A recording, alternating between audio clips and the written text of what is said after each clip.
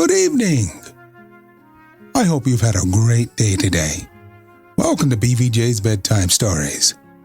I'm Big Voice Jay, and this is a show where we get you ready for a good night's sleep with public domain short stories just for you. Links to all the stories can be found at the show notes at bedtimewithbvj.com. And if you'd like to support the show, there's a Buy Me a Coffee link on every page and post. Tonight's story, The Olive by Algernon Blackwood. He laughed involuntarily as the olive rolled towards his chair across the shiny parquet floor of the hotel dining room. His table in the cavernous salle à manger was apart. He sat alone, a solitary guest. The table from which the olive fell and rolled towards him was some distance away. The angle, however, made him an unlikely objective. Yet the lopsided, juicy thing, after hesitating once or twice en route as it plopped along, came to rest finally against his feet. It settled with an inviting, almost an aggressive air, and he stooped and picked it up, putting it rather self-consciously, because of the girl from whose table it had come, on the white tablecloth beside his plate. Then, looking up, he caught her eye and saw that she too was laughing, though not a bit self-consciously. As she helped herself to the hors d'oeuvres, a false move had sent it flying. She watched him pick the olive up and set it beside his plate. Her eyes then suddenly looked away again at her mother questioningly. The incident was closed, but the little oblong, succulent olive lay beside his plate. So let his fingers played with it. He fingered it automatically from time to time until his lonely meal was finished. When no one was looking, he slipped it into his pocket, as though having taken the trouble to pick it up, this was the very least he could do with it. Heaven alone knows why, but then he took it upstairs with him, setting it on the marble mantelpiece among his field glasses, tobacco tins, ink bottles, pipes, and candlesticks. At any rate, he kept it, the moist, shiny, lopsided, juicy little oblong olive. A hotel lounge wearied him. He came to his room after dinner to smoke at his ease, his coat off and his feet on a chair, to read another chapter of Freud, to write a letter or two he didn't in the least want to write, and then to go to bed at 10 o'clock. But this evening the olive kept rolling between him and the thing he read. It rolled between the paragraphs, between the lines. The olive was more vital than the interest of these eternal complexes and suppressed desires. The truth was that he kept seeing the eyes of the laughing girl beyond the bouncing olive. She had smiled at him in such a natural, spontaneous, friendly way before her mother's glance had checked her, a smile, he felt, that might lead to acquaintance on the morrow. He wondered. A thrill of possible adventure ran through him. She was a merry-looking sort of girl with a happy, half-roguish face that seemed on the lookout for somebody to play with. Her mother, like most of the people in the big hotel, was an invalid, the girl her dutiful and patient daughter. They had arrived that very day, apparently. A laugh is a revealing thing, he thought, as he fell asleep to dream of a lopsided olive rolling consciously toward him, and of a girl's eyes that watched its awkward movements, then looked up into his own and laughed. In his dream, the olive had been deliberately and cleverly dispatched upon its uncertain journey. It was a message.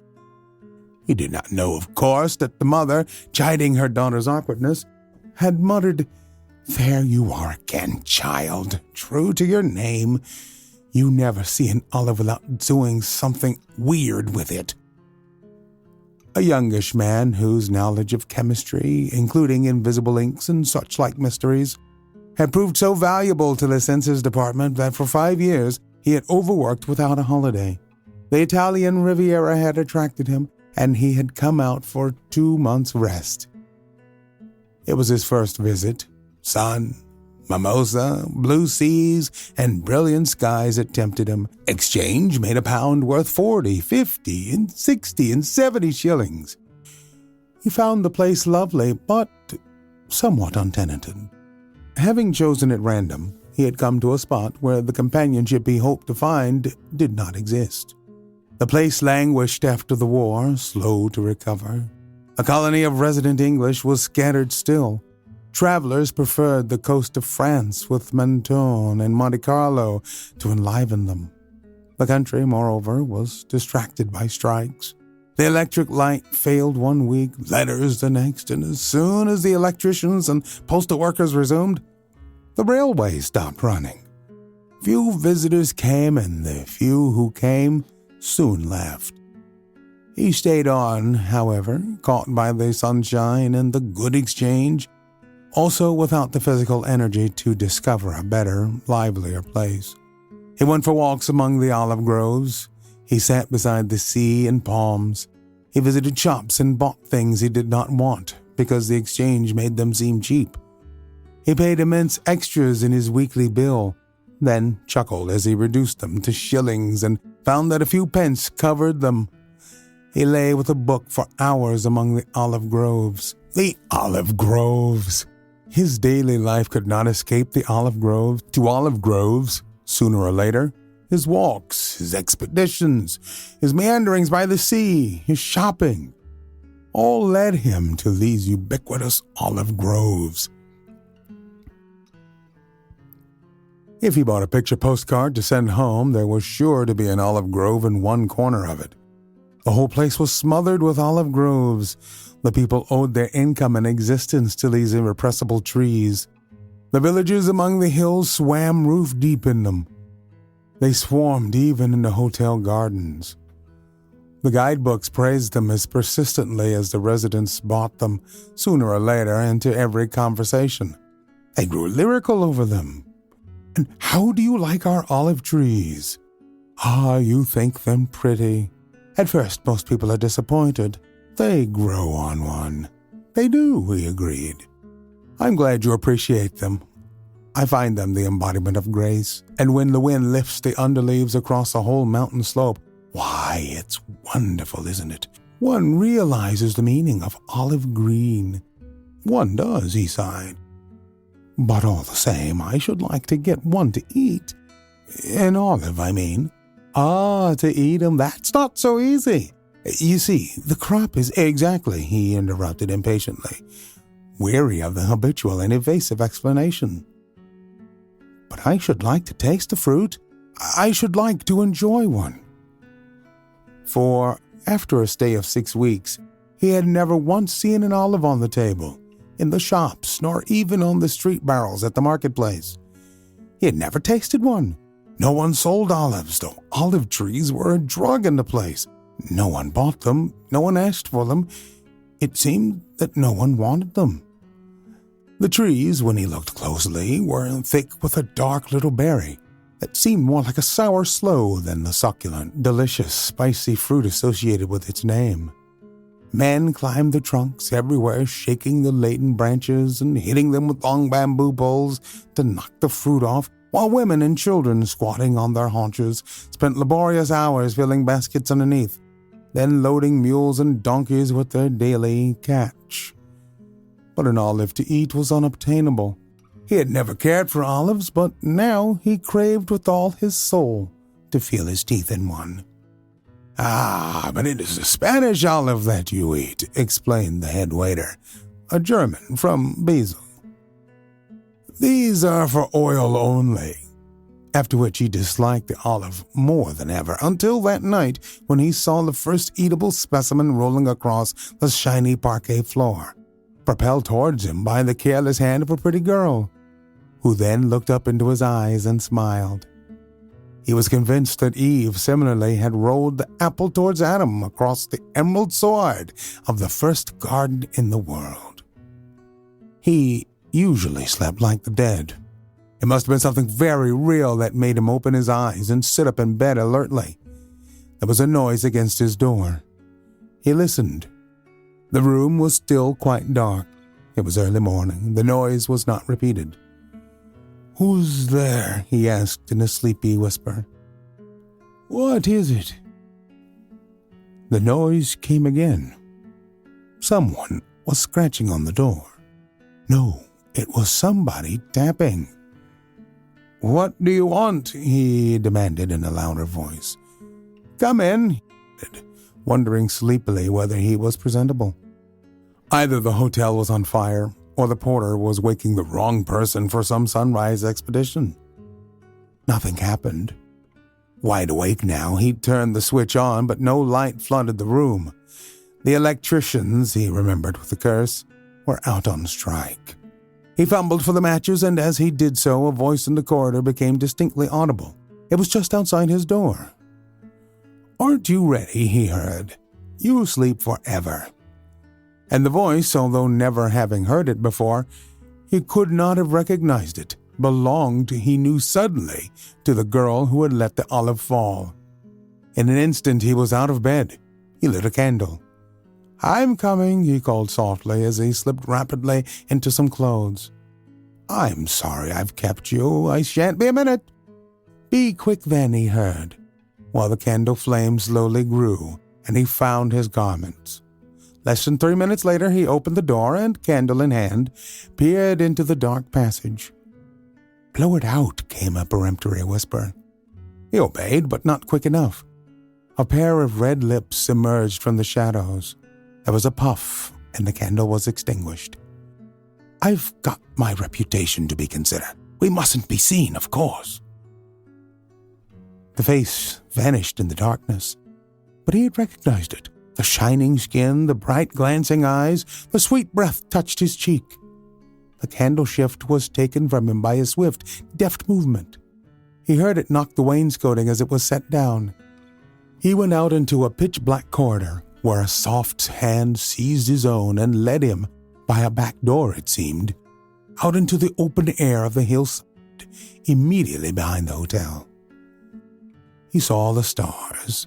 The morning was cool and fragrant, the sharp air waked him, and the last vestige of sleep went He had been drowsy and confused, had obeyed the summons without thinking. He now realized suddenly that he was engaged in an act of madness. The girl, dressed in some flimsy material thrown loosely about her head and body, stood a few feet away, looking, he thought, like some figure called out of dreams and slumber of a forgotten world, out of legend almost. He saw her evening shoes peep out. He divined an evening dress beneath the gauzy covering. The light wind blew it close against her figure. He thought of a nymph. "I say, but haven't you been to bed?" he asked stupidly. He had meant to expostulate, to apologize for his foolish rashness, to scold and say they must go back at once. Instead, this sentence came. He guessed she had been sitting up all night. He stood still a second, staring in mute admiration, his eyes full of bewildered question. Watching the stars, she met his thought with a happy laugh. "Orion has touched the horizon. I came for you at once. We've got just 4 hours." The voice, the smile, the eyes, the reference to Orion, swept him off his feet. Something in him broke loose and flew wildly, recklessly to the stars. "Let us be off," he cried, "before the bear tilts down. Already Alcyone begins to fade. I'm ready. Come." She laughed. The wind blew the gauze aside to show 2 ivory white limbs. She caught his hand again, and they scampered together up the steep hillside towards the woods. Soon the big hotel, the villas, the white houses of the little town where natives and visitors still lay soundly sleeping were out of sight. The farther sky came down to meet them. The stars were paling, but no sign of actual dawn was yet visible. The freshness stung their cheeks. Slowly the heavens grew lighter, the eastern rose, and the outline of the trees defined themselves. There was a stirring of the silvery green leaves. They were among olive groves, but the spirits of the trees were dancing. Far below them, a pool of deep color, they saw the ancient sea. They saw the tiny specks of distant fishing boats. The sailors were singing to the dawn, and birds among the mimosa of the hanging gardens answered them. Pausing a moment at length beneath the gaunt old tree, whose struggle to leave the clinging earth had tortured its great writhing arms and trunk, they took their breath, gazing at one another with eyes full of happy dreams. "You understood so quickly," said the girl. "My little message. I knew by your eyes and ears you would." And she first tweaked his ears with 2 slender fingers mischievously, then laid her palm with a momentary light pressure on both eyes. "You're half and half, at any rate," she added, looking him up and down for a swift instant of appraisement, "if you're not altogether." The laughter showed her white, even little teeth. "You know how to play, and that's something," she added. Then, as if to herself, "You'll be altogether before I've done with you." "Shall I?" he stammered, afraid to look at her. Puzzled, some sort of compromise still lingering in him, he knew not what she meant. He knew only that the current of life flowed increasingly through his veins, but that her eyes confused him. "I'm longing for it," he added. "How wonderfully you did it! They roll so awkwardly. Oh, that!" She peered at him through a wisp of hair. "You've kept it, I hope." "Rather. It's on my mantelpiece. You're sure you haven't eaten it?" And she made a delicious mimicry with her red lips, so that he saw the tip of a small pointed tongue. "I shall keep it," he swore, "as long as these arms have life in them." And he seized her just as she was crouching to escape and covered her with kisses. "I knew you longed to play," she panted when he released her. "Still, it was sweet of you to pick it up before another got it." "Another?" he exclaimed. "The gods decide. It's a lopsided thing, remember? It can't roll straight." She looked oddly mischievous, elusive. He stared at her. "If it had rolled elsewhere, and another had picked it up," he began, "I should be with that other now." And this time she was off and away before he could prevent her, and the sound of her silvery laughter mocked him among the olive trees beyond. He was up and after her in a second, following her slim whiteness in and out of the old world grove, as she flitted lightly, her hair flying in the wind, her figure flashing like a ray of sunlight on the races of foaming water. Her hair flying in the wind, her figure flashing like a ray of sunlight or the race of foaming water, till at last he caught her and drew her down upon his knees and kissed her wildly, forgetting who and where and what he was. "Hark!" she whispered breathlessly, one arm close around his neck. "I hear their footsteps. Listen, it is the pipe." "The pipe?" he repeated, conscious of a tiny but delicious shudder. For a sudden chill ran through him as she said it. He gazed at her. The hair fell loose about the cheeks, flushed and rosy with his hot kisses. Her eyes were bright and wild for all their softness. Her face, turned sideways to him as she listened, wore an extraordinary look that for an instant made his blood run cold.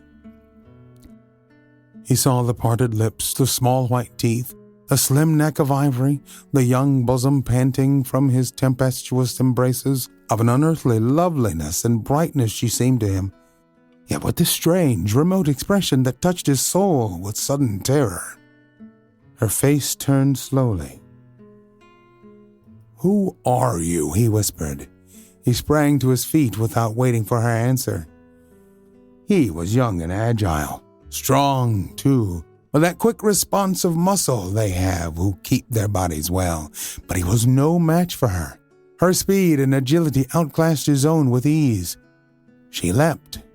Before he had moved one leg forward towards escape, she was clinging with soft, supple arms and limbs about him, so that he could not free himself, and as her weight bore him downwards to the ground, her lips found his own and kissed them into silence.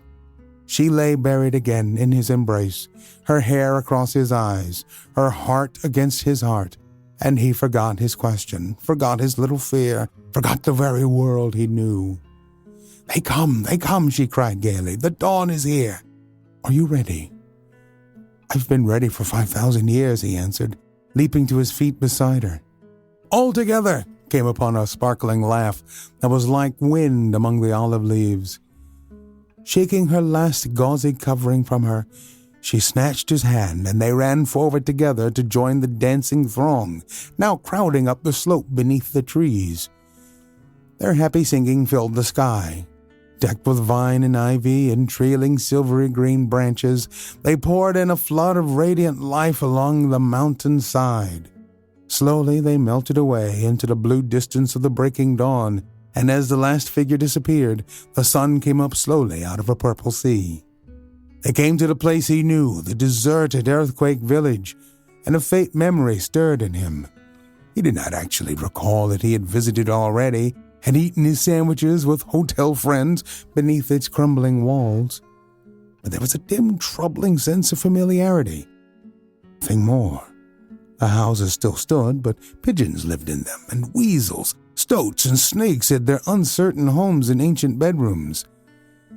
Not 20 years ago, the peasants thronged its narrow streets, through which the dawn now peered, and cool wind breathed among dew-laden brambles.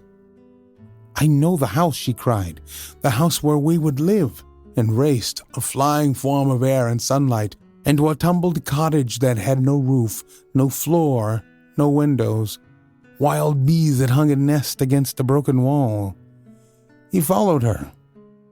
There was sunlight in the room, and there were flowers. Upon a rude, simple table lay a bowl of cream with eggs and honey and butter close against a homemade loaf. They sank into each other's arms upon a couch of fragrant grass and boughs against the window where wild roses bloomed, and the bees flew in and out. It was Busana, the so-called earthquake village, because a sudden earthquake had fallen on it one summer morning when all the inhabitants were at church. The crashing roof killed 60, the tumbling walls another 100, and the rest had left it where it stood. "The church," she said, vaguely remembering the story. "They were at prayer," the girl laughed carelessly in his ear, setting his blood in a rush and quiver of delicious joy. He felt himself untamed, wild as the wind and animals. "The true God claimed his own," she whispered. "He came back. They were not ready. The old priests had seen to that. But he came. They heard his music. Then his tread shook the olive groves, the old ground danced, the hills leapt for joy, and the houses crumbled as he pressed her closer to his heart. And now, we've come," she cried merrily. "We've come back to worship and be glad." She nestled into him while the sun rose higher. "I hear them. Hark," she cried, and again leapt, dancing from his side. Again he followed her like wind. Through the broken window they saw the naked fauns and nymphs and satyrs rolling, dancing, shaking their soft hoofs amid the ferns and brambles. Towards the appalling, ruptured church they sped with feet of light and air. A roar of happy song and laughter rose. "Come," he cried, "we must go too." Hand in hand, they raced to join the tumbling, dancing throng. She was in his arms and on his back, and flung across his shoulders as he ran. They reached the broken building, its whole roof gone, sliding years ago, its walls a tremble still, its shattered shrines alive with nesting birds. "Hush," she whispered in a tone of awe yet pleasure. "He is there." She pointed, her bare arm outstretched above the bending heads. There in the empty space, where one stood sacred host and cup, he sat, filling the niche sublimely and with awful power. His shaggy form, benign yet terrible, rose through the broken stone. The great eyes shone and smiled. The feet were lost in brambles. "Wow!" cried a wild, frightened voice, yet with deep worship in it, and the old familiar panic came with portentous swiftness. The great figure rose. The birds flew screaming, the animals sought holes, the worshippers, laughing and glad a moment ago, rushed tumbling over one another for the doors. "Who called? His feet shake the ground. Is it the earthquake?" screamed a woman's shrill accents in ghastly terror. "Kiss me, one kiss before we forget again," sighed a laughing, passionate voice against his ear. "Once more your arms, your heart beating on my lips. You recognize the power. You are now all together. We shall remember." But he woke, with the heavy bedclothes stuffed against his mouth, and the wind of early morning sighing mournfully about the hotel walls. "Have they left again, those ladies?" he inquired casually of the head waiter, pointing to the table. "They were here last night at dinner." "Who do you mean?" replied the man, stupidly, gazing at the spot indicated with a face quite blank. "Last night at dinner," he tried to think. "An English lady, elderly, with her daughter." At which moment precisely, the girl came in alone. Lunch was over, the room empty.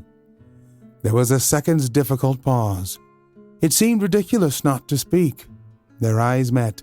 The girl blushed furiously. He was very quick for an Englishman. "I was allowing myself to ask after your mother," he began. "I was afraid," he glanced at the table laid for one. "She was not well, perhaps?" "Oh, but that's very kind of you, I'm sure." She smiled. He saw the small white even teeth. And before 3 days had passed, he was so deeply in love that he simply could not help himself. "I believe," he said lamely, "this is yours. You dropped it, you know. May I keep it? It's only an olive."